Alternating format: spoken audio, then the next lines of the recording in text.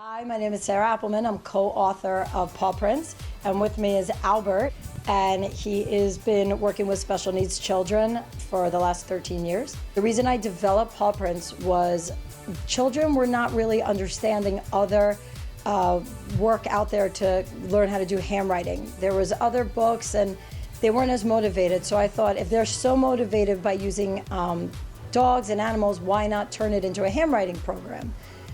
With that, Alysa Kaplan was an intern in our office, and she was just phenomenal. She had an early childhood educator, and she also became an occupational therapist, so she was able to bring so much more to it than I did. Together, we developed the program, which took 7 years, and now we are implementing it across the country, and she's able to do it in New York, where she's based, and I'm doing it out here in California, and the feedback we're getting from parents is phenomenal.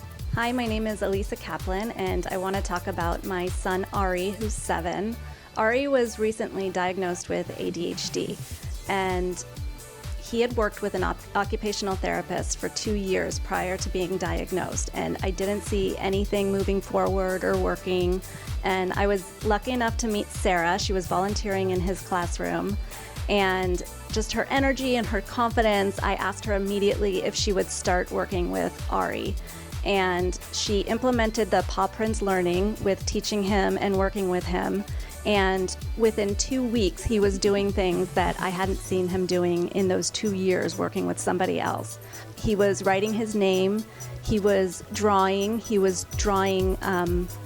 pictures of people, which he was really proud of, and animals, and he was doing all of the things that the other kids were doing, and his confidence went through the roof. I saw a completely different child in this time. And now, going back a year and a half later after working with Sarah, he's exactly like all the other kids.